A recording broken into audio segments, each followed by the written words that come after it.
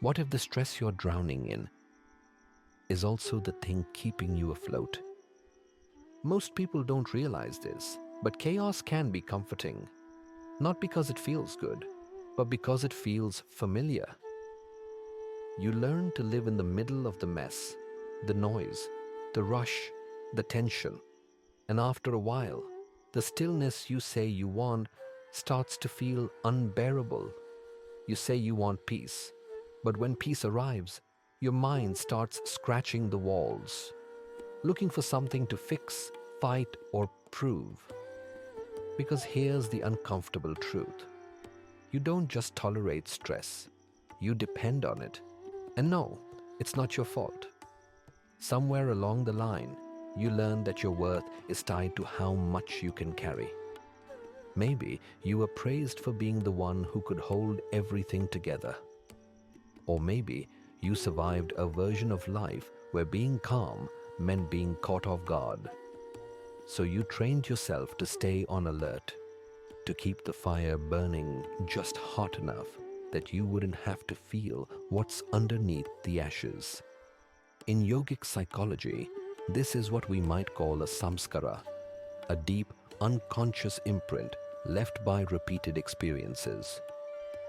If you lived through years where urgency was love, chaos was normal, or stress meant safety, that pattern settles into your nervous system like a groove in the earth.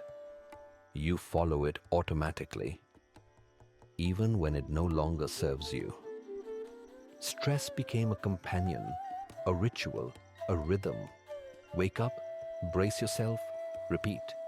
You organize chaos like a master conductor because deep down, it's what your nervous system recognizes as safe. Not because it's healthy, but because it's predictable. And that predictability can be more comforting than the unknown stillness of a regulated life. Rest starts to feel suspicious. Slowness feels like failure. Ease feels like laziness. So even when life gives you space, you fill it with noise, with deadlines, with new goals, with someone else's drama. You don't know you're doing it, but a part of you panics when things are calm, like something must be wrong, like the other shoe is about to drop. The Bhagavad Gita offers an antidote here. It speaks of sthita prajna, a state of stable wisdom.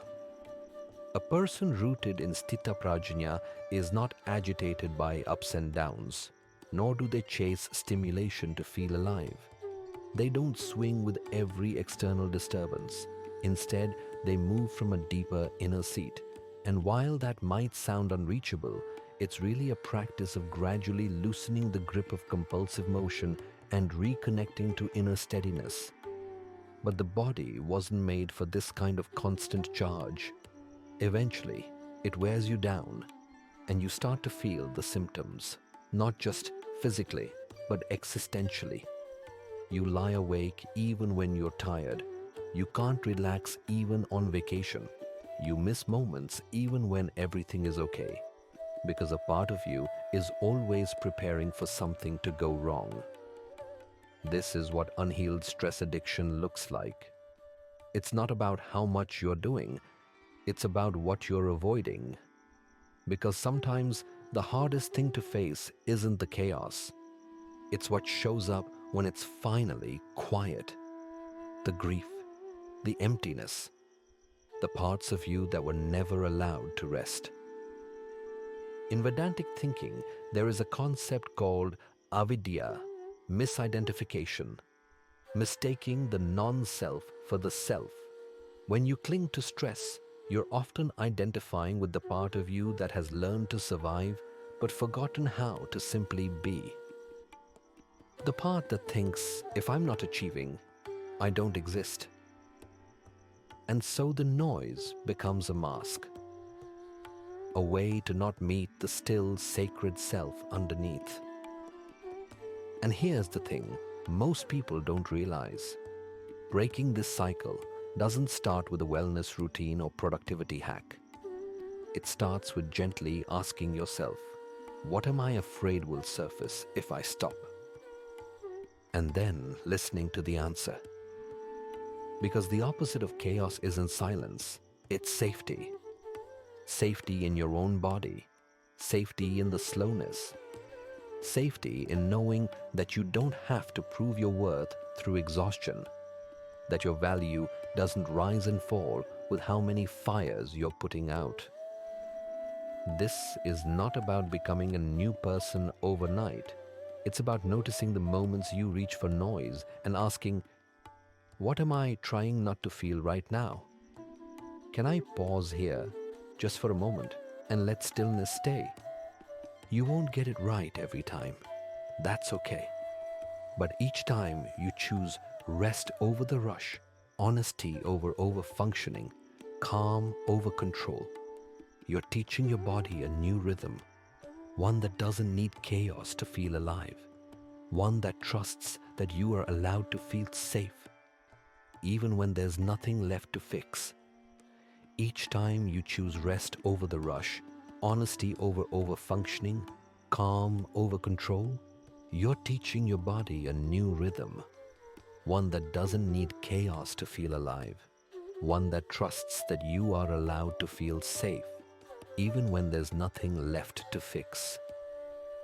But how do you begin unlearning a lifetime of chaos?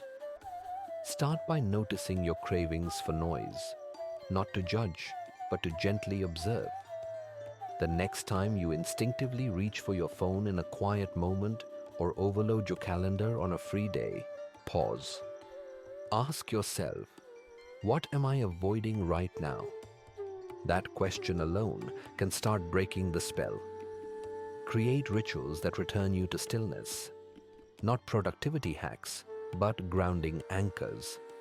A slow walk at sunset, lighting a lamp before sleep. 5 minutes of watching your breath without changing it. These are not small things, they're rewiring tools. Learn to sit with the emptiness. Most of us run from silence because we are afraid of what might surface. But the truth is, what rises in stillness is not your enemy. It's your unattended self, the one that's been asking to be held, not fixed. Redefine what safety feels like. Instead of associating it with achievement or busyness, start building a body memory of peace. What clothing helps you relax? What music slows your pulse? What place makes you feel whole? Use these cues to rebuild the architecture of inner safety. Remember, you don't heal from chaos by fighting it harder. You heal by slowly creating a life that no longer depends on it.